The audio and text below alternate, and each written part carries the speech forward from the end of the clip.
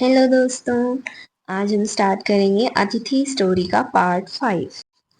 Tarapada took no notice of Nandigram when they passed it.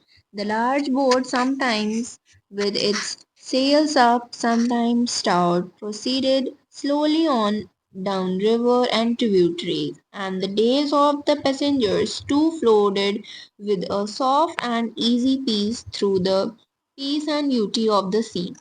ये paragraph एक peaceful boat journey का है।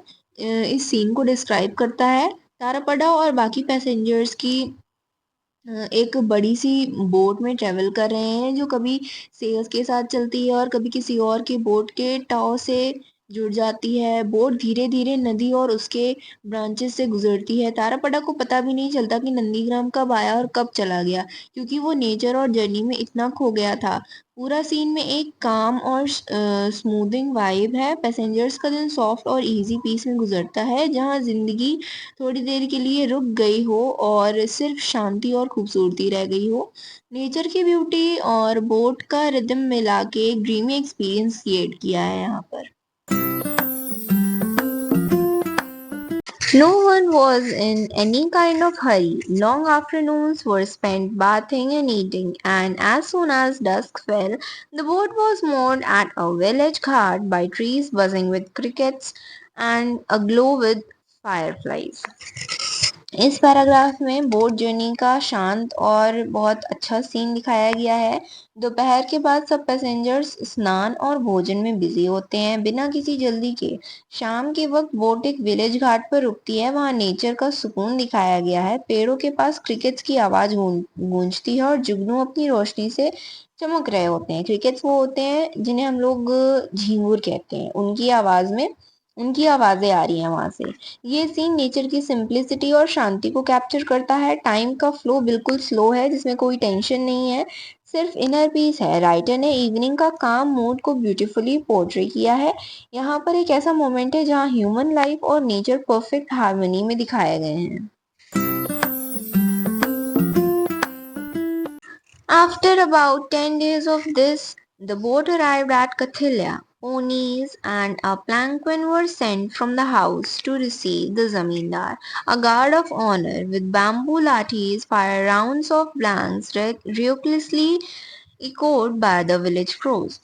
ये पैराग्राफ एक वेलकम सीन को डिस्क्राइब करता है। जब जमींदार की बोट कथिलिया पहुंचती है, ऑलमोस्ट 10 दिन के सफर के बाद उसके घर से घोड़े और पालकी भेजे जाते हैं उन्हें लेने के लिए, जो दिखाता है कि वो एक इम्पोर्टेंट और रिस्पेक्टेड व्यक्ति हैं उस विलेज के लोग भी उनका स्वागत करते हैं। बैम्बू लाठीज के साथ गार्ड्स ऑफ ऑनर भी प्रेजेंट होते हैं वहां पर, और ब्लैंक फायर की आवाज से कौओं की जो आवाज होती है वो इको कर रही होती है, वो सुनाई दे रही होती है। पूरा सीन एक ग्रैंड अराइवल और देसी सेलिब्रेशन को दिखाता है। ट्रेडिशन, रिस्पेक्ट और थोड़ी रस्टिक एनर्जी भी है यहाँ पर। ये मोमेंट बताता है कि जमींदार का इन्फ्लुएंस सिर्फ घर तक नहीं, पूरे गांव तक है। Meanwhile, Tarapada slipped off the boat and quickly looked around the village, calling one villager Dada, another Khura, another Dadi, and another Masi. He established friendly relations with everyone in a couple of hours. ये जो paragraph है इसमें तारापड़ा की adaptability और charming nature को highlight किया गया है कि जब बोट कथिलिया विलेज पहुंचती है तो तारापड़ा क्वाइटली बोट से उतर जाता है और तुरंत विलेज एक्सप्लोर करता है। सिर्फ कुछ घंटों में ही वो हर किसी से फ्रेंडली हो जाता है। किसी को दादा, किसी को खूरा, किसी को दीदी और किसी को मासी कहकर उनके साथ अपनापन जताता है। ये सीन तारापड़ा की सोशल इंटेलिजेंस और नेचुरल बॉन्डिंग स्किल्स को दिखाता है। उसका टोन इनफॉर्मल और अफेक्शनेट है, जैसे विलेजर्स उसे अपना समझते हैं। इसी से ये भी क्लियर होता है कि तारापड़ा किसी भी नए एनवायरनमेंट में जल्दी घुल मिल जाता है, और ये उसकी वैंडरर पर्सनालिटी को एक इम्पोर्टेंट ट्रेड देता है। Because he had no normal time, he could get to know people with amazing ease and speed. Within a few days, he had won all hearts. इस पैराग्राफ में तारापड़ा के social charm और adaptability को highlight किया गया है। Line बताती है कि उसके पास नॉर्मल रिलेशनशिप नहीं थे, जैसे फैमिली या फिक्स रिस्पॉन्सिबिलिटीज, और इसी वजह से वो लोगों से बहुत जल्दी कनेक्ट हो पाता था। सिर्फ कुछ ही दिनों में उसने सबके दिल जीत लिए थे, लोग उसे अपना समझने लगे थे। उसकी ऑनेस्टी और फ्रेंडलीनेस से उसको बहुत प्यार देने लगे थे। ये पार्ट उसकी वैंडरर पर्सनालिटी का प्रूफ है। वो जहां भी जाता है लोग उसे अपना महसूस करते हैं, क्योंकि उसके अंदर जजमेंट नहीं होता है, सिर्फ एक क्यूरोसिटी और ओपननेस होती है। He mixed with everyone on equal terms. He was unconventional yet able to adapt to any situation of work. With boys, he was a boy, yet somehow separate and special. With older people, he was not a boy, yet not too precious either. With harders, he was a harder, yet also a Brahmin. इस paragraph में तारापड़ा की versatile personality और emotional intelligence को beautifully describe किया गया है। वो हर इंसान के साथ ऐसे घुल मिल जाता है जैसे वो उनका ही हो, लेकिन फिर भी उसमें एक अलग सी इंडिविजुअलिटी बनी रहती है। वो कन्वेंशनल नहीं है, मतलब किसी फिक्स्ड रूल या बिहेवियर में नहीं बनता है, फिर भी वो हर सिचुएशन में एडजस्ट कर लेता है। जब वो लड़कों के साथ होता है तो बिल्कुल लड़के जैसा बिहेव करता है, लेकिन फिर भी थोड़ा यूनिक और स्पेशल लगता है। बुजुर्ग लोगों के साथ होता है तो इमेच्योर नहीं लगता, बल्कि सहज और बैलेंस नजर से आता है, मतलब बहुत अच्छा नजरिया लगता है। लगता ही नहीं है कि वो किसी बच्चा है मतलब बुजुर्ग लोगों के बीच में। गांव वालों के साथ बात करता है तो लगता है जैसे कि वो भी एक गांव वाला ही हो, लेकिन उसकी ब्राह्मण आइडेंटिटी भी क्लियर होती है। ये पैराग्राफ तारापड़ा के अंदर की ड्यूरेबिलिटी और डेप्थ को दिखाता है। वो सबके साथ एक जैसा है, फिर भी सबसे अलग है। ये क्वालिटी उसमें एक मेमोरेबल मेहमान बन जाती है। He joined in with things as if used to them all his life. He had been chanting in the sweet shop. The sweet maker would say, "Could you mind the shop for a while? I shan't be long." Cool as cucumber, Tarapada sat there keeping the flies off and sweetmeats with the leaf. इस paragraph में तारापड़ा की natural conflict को easy going personality को highlight किया गया है। जब वो विलेज में स्वीट शॉप में जाता है तो ऐसे बिहेव करता है जैसे उस जगह का हिस्सा हो, जैसे पूरी जिंदगी वहीं गुजरी हो उसकी। स्वीट मेकर उसे कैजुअली कहता है, जरा शॉप संभाल लेना, और तारापड़ा बिना हेजिटेशन के बिल्कुल रिलैक्स तरीके से काम संभाल लेता है। वो कूल एज कुकुम्बर, यानी बिल्कुल शांत और कॉन्फिडेंट है। लीफ से मिठाइयों पर मक्खियां हटा रहा होता है जैसे ये उसका डेली रूटीन हो। इससे ये क्लियर होता है कि तारापड़ा किसी भी इन्वायरमेंट में एफर्टलेसली एडजस्ट कर लेता है। उसकी सिंप्लिसिटी और काम नेचर लोगों को अट्रैक्ट करती है, और वो हर जगह अपना हर किसी को अपना हर जगह हर किसी को अपना बना लेता है, बिना किसी फॉर्मल इंट्रोडक्शन के। He could even make sweets himself, knew something of weaving, and was not completely ignorant of how to turn a potter's wheel. इस पैराग्राफ में तारापड़ा की मल्टी टैलेंटेड नेचर को एम्फेसाइज किया गया है। ये बताया गया है कि वो सिर्फ एक बैंडरर नहीं है, बल्कि काफी स्किलफुल और रिसोर्सफुल भी है। वो मिठाई बनाना जानता है, थोड़ा बहुत बुनाई वीविंग भी कर लेता है, और मिठाई के बर्तन बनाने वाली चक्की जी यानी पॉटर्स व्हील को चलाना भी उसे आता है। मतलब उसके पास प्रैक्टिकल नॉलेज है जो किसी भी इन्वायरमेंट में उसके काम आ सकती है। इस पैराग्राफ का मूड ये दिखाता है कि तारापड़ा सेल्फ सफिशिएंट है, और उसके अंदर एक आर्टिस्ट और क्राफ्ट्समैन भी छुपा हुआ है। वो अलग अलग लोगों के साथ इंटरेक्ट करने वाला, उनके काम का हिस्सा बनने की कैपेबिलिटी भी रखता है, और उस इन्वायरमेंट में उसका काम भी आता है। मतलब वो ऑलराउंडर है हर काम में। Tarapada regained over the whole village. There was just one young girl whose heart rate he simply could not overcome. Perhaps it was because this girl so fiercely wished him to leave that he stayed on so long. इस paragraph में तारापड़ा की village में position और एक लड़की के साथ emotional conflict को दिखाया गया है। तारापड़ा ने पूरे गांव में राजा जैसा इम्पैक्ट छोड़ चुका है वो, मतलब उसने हर किसी से बहुत ही फ्रेंडली रिलेशंस बना लिए हैं, जैसे लोग उसे एडमायर करते हो और उसकी प्रेजेंस इंपॉर्टेंट हो गई हो। लेकिन एक लड़की ऐसी है जो उसे बिल्कुल पसंद नहीं करती। उस लड़की का तारापड़ा के लिए स्ट्रॉन्ग डिसलाइक इतना इंटेंस है कि हो सकता है तारापड़ा ने सिर्फ उसी वजह से इतने दिन तक गाँव में रुकना डिसाइड किया हो। मतलब उसका स्टे एक तरह का इमोशनल रिएक्शन भी हो सकता है, जैसे वो लड़की मतलब उस लड़की के लिए एक चैलेंज बन गया, मतलब वो लड़की उसके लिए एक चैलेंज बन गई है। ये सीन तारापड़ा का कैरेक्टर में एक ईगो और स्टबर्ननेस भी हिंट करता है, लेकिन सबली वो सबसे प्यार से घुल मिल जाता है, पर उस लड़की का जो उसके लिए हार्ट रेट है वो बहुत अलग इम्पोर्टेंस रखता है। और तारापड़ा को ये लगता है कि अरे मैंने तो सबके दिल जीत लिए हैं, मैंने सबके साथ फ्रेंडली रिलेशंस बना लिए हैं, फिर उस लड़की के साथ मैं क्यों नहीं बना पा रहा हूँ, उस लड़की के अंदर ऐसी क्या बात है जिसे मैं उसके साथ अपने फ्रेंडली रिलेशंस क्यों नहीं बना पा रहा हूँ, मैं उसका दिल क्यों नहीं जीत पा रहा हूँ। But Charusashi now proved how hard it is to fathom even a juvenile female mind. Brahman Thakur's daughter Sonamani had been widowed at the age of 5. She was Charu's playmate. She had been ill for a while and had not been able to go out to see her friend.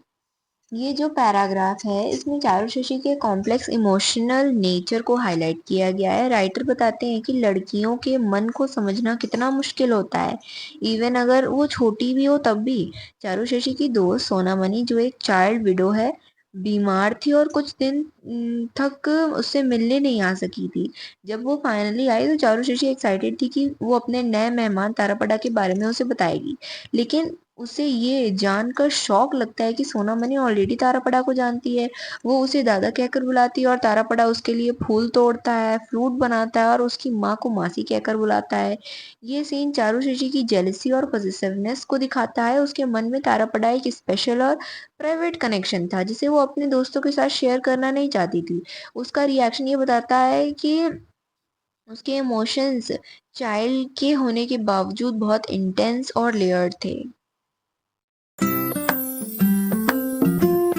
When she recovered and came to see her again, a rift between them came about for almost no reason.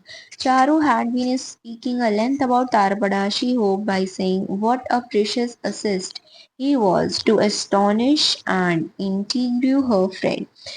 इस paragraph में चारू शशि के emotional shift और friendship dynamics को दिखाया गया है। जब उसकी दोस्त सोनामणि बीमारी के बाद उसे मिलने आई तो दोनों के बीच एक अनबन हो गई, और वो भी बिना किसी बड़े रीजन के। चारू तारापड़ा के बारे में बहुत एक्साइटेड थी और उससे बहुत एक्साइटमेंट में बात कर रही थी कि जैसे वो उसके लिए एक प्रीशियस और स्पेशल मेहमान हो। उसका इंटेंशन था कि सोनामणि को इम्प्रेस करे और तारापड़ा की इम्पोर्टेंस दिखाए, लेकिन इस शेयरिंग के बाद उनके बीच डिस्टेंस आ गई, शायद जेलिसी, पॉजिटिवनेस या इमोशनल इनसिक्योरिटी की वजह से। ये सीन चारुशशी के चाइल्ड लाइक प्राइड और इमोशनल कॉम्प्लेक्सिटी को रिफ्लेक्ट करता है। उसके लिए तारापड़ा सिर्फ एक गेस्ट नहीं बल्कि एक पर्सनल कनेक्शन था, जिसे वो अपने तक रखना चाहती थी। मतलब चारुशशी ये जानती थी कि तारापड़ा जो है एक बहुत ही अच्छा इंसान है, उसके अंदर सारी क्वालिटीज है, बट वो चारू से अच्छा है सारी चीज़ों में, वो ये चीज़ एक्सेप्ट नहीं करना चाहती थी। तो चारू शशि अब तारापड़ा के बारे में बताकर अपने दोस्तों के बीच एक धौंस जमाना चाहती थी कि हाँ, मेरे पास एक ऐसा आदमी है जो हर चीज़ में परफेक्ट है। वो जैसे नहीं हम लोग दिखाते हैं कि कोई भी फ्रेंड्स होते हैं तो हम लोग उनको बताते कि अरे मेरे पास आईफोन है या मेरे पास कुछ भी इम्पोर्टेंट और प्रेशियस चीज़ है, वैसे ही उस टाइम पर तो फ़ोन वगैरह नहीं होते थे, तो उस टाइम पर चारू शशि तारापड़ा को लेकर अपने फ्रेंड्स में एक धौंस जमा रही थी कि देखो मेरे पास ये चीज है। But when she discovered he was known to Sonamani, that he called Brahman Thakur Masi and that Sonamani called him Dada. जब चारुशा जी को ये पता चलता है कि सोनामणि तो उसको तारापड़ा को पहले से जानती है, वो सोनामणि तारापड़ा को दादा कहकर बुलाती है और तारापड़ा सोनामणि की माँ को मासी कहकर बुलाता है। When she heard that he not only treated mother and daughter to Kirtan tunes on his flute, but had at Sonamani's request made her a bamboo flute, that he did picked her fruits from high branches and flowers from thorny ones. When she heard all this, darts of fire stabbed her. इस paragraph में चारू शशि की emotional intensity का peak moment दिखाया गया है, जब उसने सुना कि तारापड़ा सिर्फ सोनामणि को फ्लूट सुनाता नहीं था बल्कि उसके लिए बैम्बू फ्लूट बनाता था, उसके लिए फूल तोड़ता था, इवन उन ब्रांचेस से जो कांटे वाली थी। तो उसके अंदर जलन और इमोशनल का एक मतलब बहुत इमोशनल हर्ट हुई और एक लावा फट पड़ा उसके मन में। चारू के मन में तारापड़ा एक एक्सक्लूसिव स्पेशल मेहमान था, उसकी इमोशनल वर्ल्ड का एक सेंटर। लेकिन जब उसे ये पता चलता है कि तारापड़ा सोनामणि और उसकी माँ के लिए इतना पर्सनल एफर्ट करता है, तो उसके अंदर जेलेसी के तीखे सूले चुभने लगे, जैसे दर्द उसके दिल में एरो बनकर घुस रहे हो। ये पैराग्राफ चारू की पॉजिटिव नेचर और उसके इमोशंस की डेप्थ को हाईलाइट करता है। उसका रिएक्शन बता रहा था कि बचपन के जज्बात भी कभी कभी बहुत इंटेंस और रियल हो सकते हैं। She had thought of Tarapada as their Tarapada, guarded closely so that ordinary people might glimpse him, yet never be able to grasp him. They would admire his beauty and talent from a distance, and Charu Shashi's family इस paragraph में चारू शशि के positive pride और तारापड़ा के लिए उसकी emotional connection को highlight किया गया है। चारू शशि ने तारापड़ा को अपने घर में एक प्रीशियस और एक्सक्लूसिव मेहमान समझा था, जैसे वो उनके परिवार का ही एक हिस्सा हो, जिसे दुनिया सिर्फ दूर से देखे, एडमायर करे, पर कभी पूरी तरह समझ ना पाए। उसकी नजर में तारापड़ा एक ऐसी प्राइसलेस डायमंड था जिसे वो प्रोटेक्ट करना चाहती थी। उसका चार्म, टैलेंट और पर्सनैलिटी सबको अट्रैक्ट करे, लेकिन चारू शशि चाहती थी कि वो सिर्फ उनके सर्कल में रहे, कॉमन लोगों के लिए अनरीचेबल हो। ये इमोशन बता रहा है कि उसकी अटैचमेंट ताराबड़ा के लिए सिर्फ दोस्त या गेस्ट तक नहीं थी, बल्कि एक डीप इमोशनल ओनरशिप का भी थी। And Jarushi's family would gain glory thereby. Why should Sonamani have such easy contact with his singular, divinely favored Brahmin boy? If Charu's family had not taken him in, had not looked after him, so how would Sonamani ever see him? Sonamani's Dada indeed. She burned all over at the thought. इसमें ये है कि वो चाहती थी कि जो सारे लोग तारापड़ा को दूर से देखे और उसकी जितनी भी ग्लोरी मिले, वो सब चारू शशि की फैमिली को मिले। मतलब जैसे कि एक सिंघानिया फैमिली है, उस सिंघानिया फैमिली के पास एक हीरा है, सारे लोग उस हीरे को देख सकते हैं दूर से, बट और सब लोग बाहर क्या कहेंगे, अरे सिंघानिया फैमिली के पास एक हीरा है। तो वो चाहती थी कि वह उसी तरह तारापड़ा भी एक हीरा है, बट उसका जितनी भी ग्लोरी और प्राइड हो, वो सब चारू शशि की फैमिली को मिले। और इस पैराग्राफ में चारू शशि के मन की इमोशनल इंटेंसिटी और पॉजिटिवनेस, प्राइड को हाईलाइट किया गया है। जब उसे ये पता चलता है कि सोनामणि तारापड़ा के इतनी करीब थी, उसे दादा कहती थी, उसके लिए फ्लूट बनाता था, फूल तोड़ता था, और चारू के अंदर जलन और हर्ट का लावा पैदा होता है। तो उसके मन में ये सवाल उठता है कि सोनामणि को इतना इजी असेस तारापड़ा तक क्यों मिला। अगर चारू का परिवार ने तारापड़ा को अपनाया नहीं होता, अपना नहीं बनाया होता, उसका ख्याल नहीं रखा होता, उसे यहाँ न लाए होते, तो क्या सोनामणि ने उसे कभी देखा भी होता। ये सीन ऑफ ओनरशिप और प्राइड चारू को इमोशनली बर्न कर देता है, जिसे उसका अपना मेहमान अब किसी और का लगने लगा हो। इस सीन में राइटर ने child like positiveness, hidden jealousy और इमोशनल कॉन्फ्लिक्ट को बहुत ही सबटाइटल और रियल वे में पोर्ट्रे किया है। It reflect even how young minds can feel territorial or deeply affected by relationships. Why was the Charu who had tried to strike the boy down with arrows of hearted so anxious to claim sole rights over him? Understand who will? इस paragraph में चारू शशि के contradictory emotion को highlight किया गया है। पहले वो तारापड़ा के लिए इतनी इंटेंस नफरत महसूस नहीं करती थी, उसके लिए एरोज ऑफ हार्टेड एक एक्सप्रेशन से यूज हुआ है, मतलब वो इमोशनली अटैक करना चाहती है, लेकिन अब चारू उस पर कंप्लीट इमोशनल क्लेम जताना चाहती है, जैसे तारापड़ा सिर्फ उसका हो। ये कॉन्ट्रैक्शन दिखाता है कि चाइल्ड लाइक इमोशन कभी कभी कंफ्यूजिंग होते हैं। नफरत और प्यार एक ही दिल में को एग्जिस्ट कर सकता है। राइटर कह रहे हैं कि अंडरस्टैंड हु विल, मतलब ये इमोशनल कम्प्लीटली इतनी गहरी है कि शायद कोई फुलफिल समझ ना पाए, उसको पूरा फुलफिल समझ ना पाए, अच्छे से ना समझ पाए। Later that day, Charu had a serious rift with Sonamani over another tribal matter. She marched into Tarapada's room, found his beloved flute, and courteously jumped and stamped on it. इस paragraph में चारों शशि के emotional breakdown और intense positiveness दिखाई गई है। उसका सोनामणि से एक छोटी बात पर फिर से झगड़ा हो जाता है। ये बात बताता है कि उसके अंदर अब तक एक इमोशनल चिंगारी अब लावा बन चुकी थी। उसकी अंदर की अभी तक की इमोशनल चिंगारी लावा बन चुकी है। गुस्से में वो सीधा तारापड़ा के कमरे में जाती है, उसकी बिलफ टूट जाती है और बिना किसी हेजिटेशन के उस पर पैर मारती है और तोड़ देती है। ये एक्शन एक सिंबॉलिक एक्ट है। चारुशरी तारापड़ा के सबसे पर्सनल और स्पेशल चीज को तोड़कर उसके और सोनामणि के रिश्तों पर अपना गुस्सा निकालती है। फ्लूट जो अब तक तारापड़ा का आर्टिस्टिक सोल और इमोशनल पीस का सिंबल था, अब चारू के गुस्से का निशाना बन गया था। इस मोमेंट पे हम ये देखते हैं कि उसकी पॉजिटिवनेस अब डिस्ट्रक्टिव रिएक्शन में बदल गई है।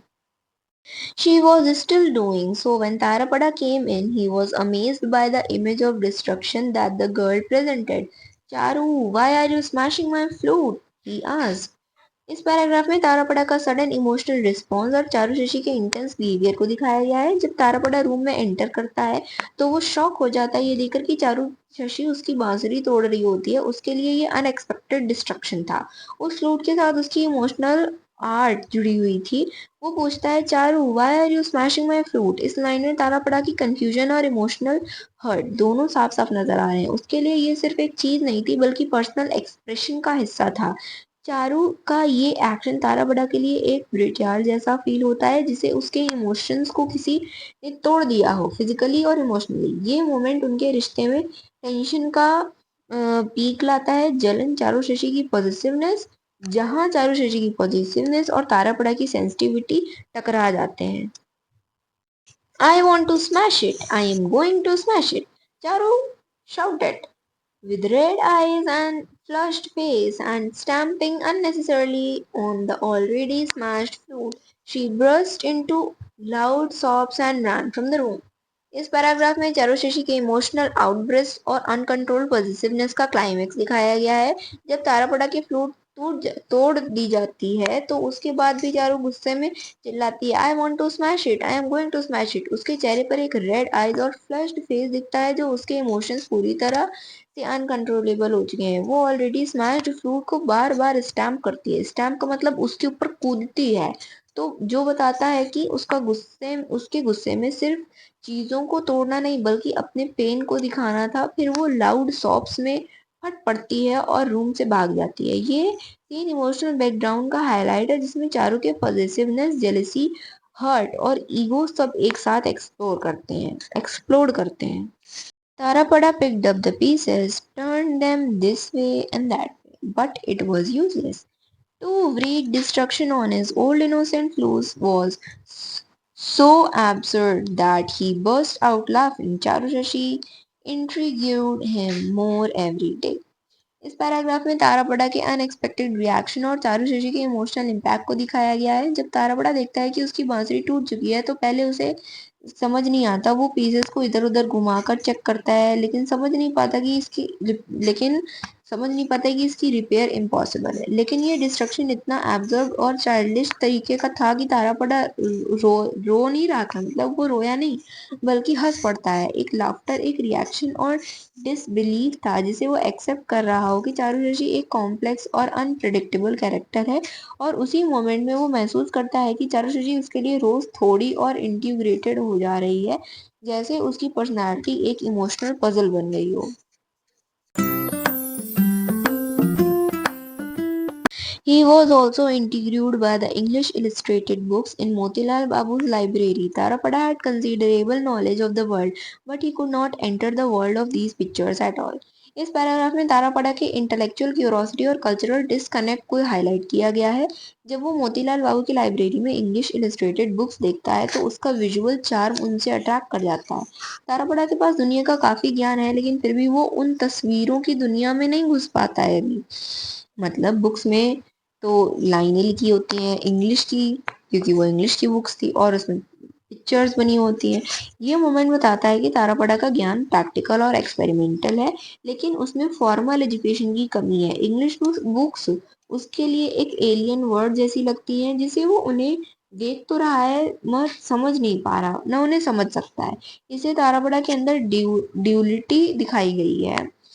दिखाई देती है कि एक तरफ वर्ल्डली विजडम, दूसरी तरफ cultural imagination. He tried to do so in his imagination but found no satisfaction in this. Seeing his interest in these books, Motilal said one day, "Would you like to learn English? You will understand these pictures then." "I would like to learn it," he replied at once. इस paragraph में तारापड़ा के intellectual Dzire और curiosity of learning beautiful highlighted किया गया है। जब वो English picture books देखता है तो उनके इमेजेस उसके इमेजिनेशन को एक्साइट करते हैं, बट स्टिल उसे सेटिस्फैक्शन नहीं मिलता क्योंकि वो उन्हें पूरी तरह समझ नहीं पा रहा होता है। मोतीलाल बाबू उसका इंटरेस्ट नोटिस करते हैं और सजेस्ट करते हैं कि अगर वो इंग्लिश सीख ले तो वो तस्वीरों को भी समझ जाएगा। तारापड़ा बिना हेजिटेशन के कहता है कि हाँ, I would like to learn it, हाँ मैं इंग्लिश सीखना पसंद करूंगा। ये लाइन उसके ईगरनेस टू लर्न और ग्रो को प्रूफ है। ये मोमेंट बताता है कि तारापड़ा सिर्फ एक वैंडरर नहीं है, बल्कि एक इंसान है जो न्यू एक्सपेरिमेंट और नॉलेज को डीपली वैल्यू करता है। उसकी दुनिया प्रैक्टिकल है पर अब वो इंटेलेक्चुअल और लिटरली रिलीम में भी घुसना चाहता है। Motilal Babu happily engaged the headmaster of the village secondary school, Ram Ratan Babu, to teach the boy English every evening. इस पैराग्राफ में तारापड़ा के फॉर्मल लर्निंग जर्नी की शुरुआतों को हाईलाइट किया गया है। मोतीलाल बाबू जो उसके ग्रोथ और पोटेंशियल में बिलीव करते हैं, विलेज के सेकेंडरी स्कूल के हेडमास्टर राम रतन बाबू को अपॉइंट करते हैं।